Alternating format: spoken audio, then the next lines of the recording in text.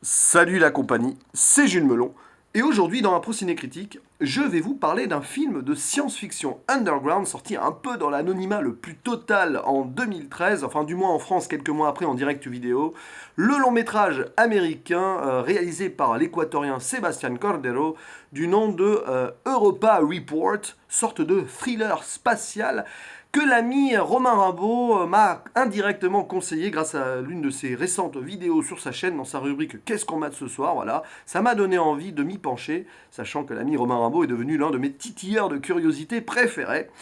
Et en plus, dans quelques jours sort le fameux Ad Astra de James Gray que j'attends avec grande impatience, donc j'ai eu envie de me plonger dans ce contexte un peu astrophysico, métaphysico, tout ce que vous voulez, quoi. Au casting de ce Europa Report, on retrouve des acteurs internationaux, à l'image de l'équipage donc de cette mission, qui viennent, voilà, des membres d'équipage qui viennent de plusieurs pays. Là, c'est pareil au niveau des acteurs. On y retrouve le Sud-Africain Charlton Copley, qui est l'un des acteurs fétiches de Neil Blomkamp. Il y a Michael Nyqvist, le regretté suédois connu pour Millennium, et puis d'autres acteurs polonais, roumains, américains, chinois, bref, c'est hétéroclite pour une histoire assez particulière, donc racontée en found footage. Alors le found footage, c'est par exemple comme le projet Blair Witch, qui est l'un des instigateurs de ce phénomène-là, c'est-à-dire des caméras de contrôle de bord ou des caméras sur les casques et tout, montées comme ça pour faire une histoire.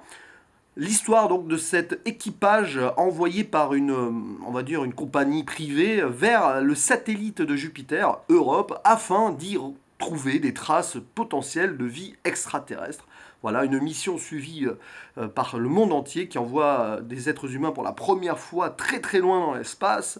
Donc 6 volontaires qui sont prêts à tout sacrifier quelque part pour faire la découverte scientifique la plus importante de l'histoire de l'humanité. Et c'est pas forcément tout le cheminement qu'on va suivre, mais en fait, quand je parle de found footage, c'est que ce film est en fait le montage d'images qui sont venues sur Terre après une sorte de blackout radio, donc de cette mission qui, une fois atterri sur Europe, a perdu le contact avec la Terre à cause de certains problèmes techniques.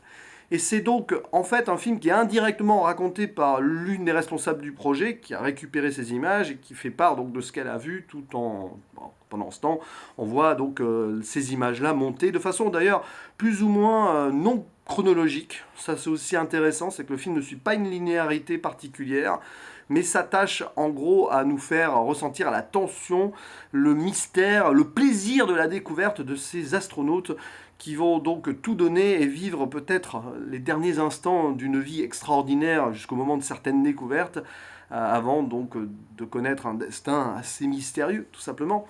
Et ce que j'ai bien aimé dans ce film, déjà pour commencer, c'est presque la double narration de l'histoire, qui, au-delà d'être non chronologique, est menée donc par cette docteure responsable sur Terre, mais aussi l'une des astronautes qui, face caméra, raconte en gros sur les dernières heures de la mission ce qu'elle a vécu avant, tout ça, et ce qui se passe dans la conclusion, qui est assez extraordinaire, mais dont je ne révélerai rien ici.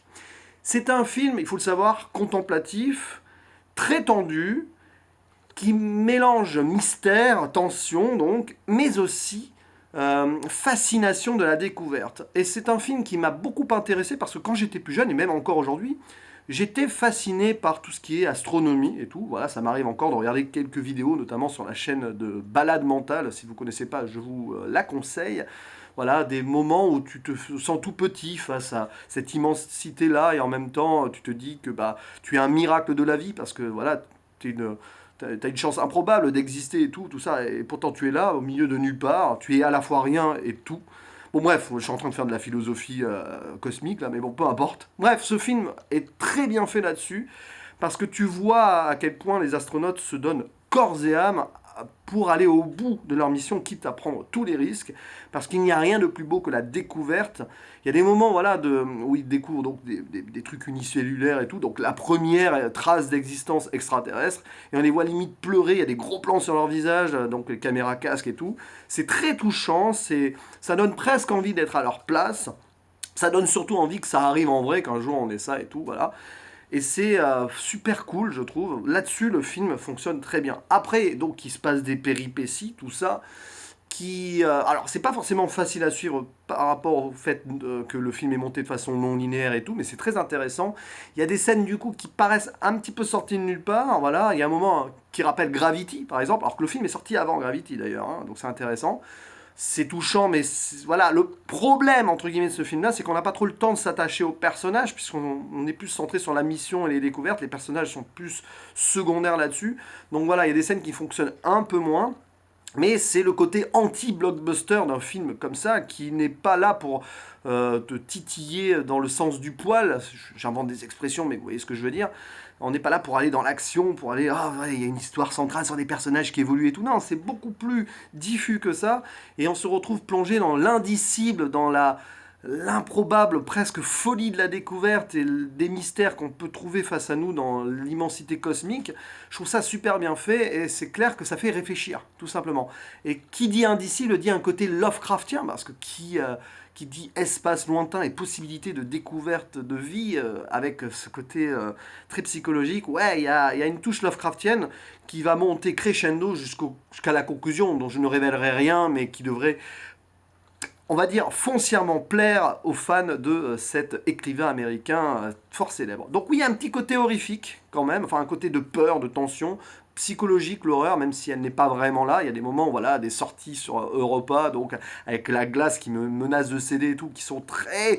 Voilà, on a peur quand même pour ces personnages-là, enfin du moins les personnages ont peur.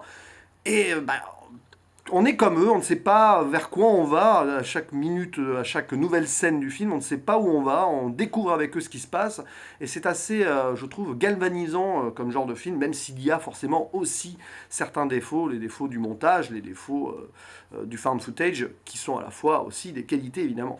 Donc c'est un vrai bon film, clairement. Le côté found footage est très bien géré.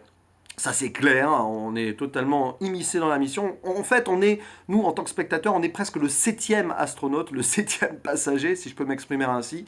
Mais par contre, ceux qui cherchent de l'action et des trucs, voilà, avec beaucoup de rebondissements euh, qui sortent de nulle part et tout, vous allez peut-être être déçus parce que franchement, ça prend son temps. Ça a beau durer 1 heure et demie, c'est assez posé, ouais, côté contemplatif quoi. Et franchement, bah, ce genre de film, ça fait du bien parce que c'est vraiment, c'est pas un truc qu'on voit souvent, notamment dans le côté spatial. Ça peut quelque part rappeler certaines œuvres comme Sunshine ou Moon, si vous voulez. Même à côté de 2001 Odyssée de l'espace, même si c'est presque aux antipodes de 2001 Odyssée de l'espace.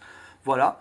Donc c'est difficile de comparer cette œuvre-là avec d'autres du genre, mais en tout cas c'est un thriller spatial métaphysico-psychologique hyper passionnant qui s'attache aux humains et à leurs envies de découverte, à cette curiosité qui peut mener au sacrifice. Voilà, il y a la thématique du sacrifice qui est hyper bien gérée aussi dans le film.